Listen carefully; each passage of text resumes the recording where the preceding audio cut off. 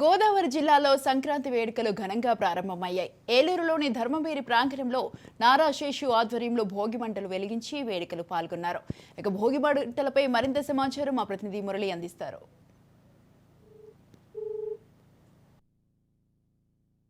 సంబరాలు అంబరాన్ని అంటున్నాయని చెప్పుకోవచ్చు. మనం ఇప్పుడు ఏలూరులోని ధర్మవేరి ప్రాంగణంలో ఉన్నాము. ఇక్కడ సంక్రాంతి సంబరాలు అయితే 3 రోజుల పాటు ఈ రోజు భోగి సంబరాలు అత్యంత వైభవంగా జరుగుతున్నాయని చెప్పుకోవచ్చు. జిల్లా వ్యాప్తంగా అటు వెంప, అలాగే భీమవరం, తడుకు, తాడేపల్లిగూడెం, ఏలూరు పట్టణాలు, అన్ని పట్టణాలు పల్లెల్లో కూడా సంక్రాంతి శోభ నెలకొందని చెప్పుకోవచ్చు. పట్టణాల్లో ఉండే అందరూ కూడా కుటుంబ సభ్యులను కలవడానికి ఈ భోగి పండుగను ఎంచుకుని భోగి సంబరాల్లో ఉన్నాము. చెప్పండి, ఈ భోగి సంబరాలు అలాగే సంక్రాంతి సంబరాలు చేస్తున్నారు, ఏ విధంగా ఉంది, ప్రజలకు ఏం చెప్తారు? చాలా ఆనందంగా ఉందండి. ఈ పాత సంస్కృతి అనే దాన్ని కొత్త జనరేషన్కి తెలియజేయాలనే ఉద్దేశంతో ఏలూరులో ధర్మవేరి ప్రాంగణంలో గ్రాండ్గా చేయడం జరిగింది.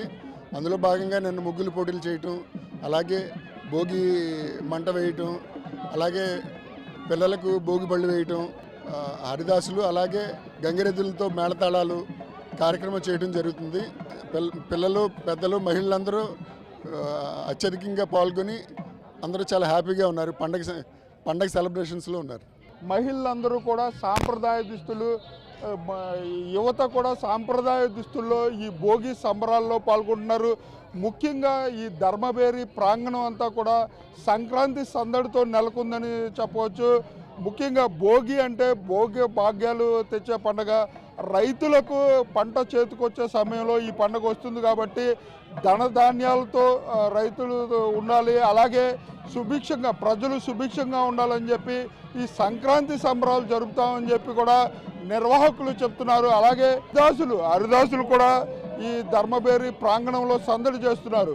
ఈ కాంక్రీట్ జంగిల్ అయిపోయిన సందర్భంగా అయితే ఈ సంస్కృతి సాంప్రదాయాలు చెప్పండమ్మా, ఈ భోగి సంబరాలు ఏ విధంగా జరుగుతున్నాయి? మేము నిన్నటి నుండి మొదలు పెట్టామండి భోగి సంబరాలు, సంక్రాంతి సంబరాలు. ఇక్కడ ముగ్గుల పోటీలతో ప్రారంభించాము. అందరూ వచ్చారు, చాలా బాగా పార్టిసిపేట్ చేశారు. ధనుర్మాస ముగ్గుల నుండి అన్ని రకాల ముగ్గులు వాళ్ళు కవర్ చేశారు. ఇవాళ మా ప్రోగ్రాం భోగి మంటలతో స్టార్ట్ అయింది. దీని తర్వాత పిల్లలకి భోగి పళ్ళు వేయడం, ఆ తర్వాత గోపూజ, మన బసవన్న చేసే కార్యక్రమాలు ఇలాంటివన్నీ జరుగుతాయండి ఇక్కడ. అలాగే రేపు ఇక్కడ మేము యూత్కి గాలిపటాల కాంపిటీషన్ కూడా పెడుతున్నామండి. యూత్ అందరికీ ఇక్కడ పార్టిసిపేట్ చేసే ఛాన్స్ ఇస్తున్నాము.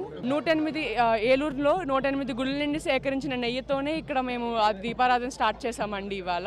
అలాగే హరిదాసులు కూడా ఉన్నారు. చెప్పండి, ఈ ధర్మవేరి ప్రాంగణంలో ఈ సంక్రాంతి సంబరాలు ఏ విధంగా జరుగుతున్నాయి, ప్రజలు ఏ విధంగా ఉండాలని కోరుకుంటున్నారు? ముఖ్యంగా మన ఏలూరు నగరంలో ఈ సంవత్సరం నూతనంగా కొత్త రూపకంతో చక్కగా ఈరోజు మన ధర్మవేరి యొక్క ప్రాంగణంలో నిన్న చూసుకుంటే ముత్యాల ముగ్గులు, రంగవల్లికలతో ఎంతోమంది 150 మంది మహిళలు కూడా ఇందులో పాల్గొని ఎన్నెన్నో బహుమతులు పొందారు.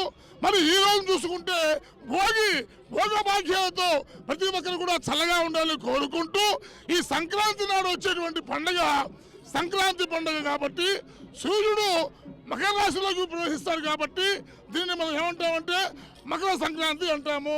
కాబట్టి ఈ పండుగ నాడు ప్రతి ఒక్కరు కూడా పాత వస్తువులు, పాత జ్ఞాపకాలను కూడా అగ్నిలో వేసి దగ్ధం చేస్తారు. ఆ తరువాత అగ్నిదేవుడు దాన్ని ఆస్వాదిస్తాడు. కాబట్టి ఈ యొక్క పండుగ నాడు అందరూ కూడా హాయిగా ఉండాలి.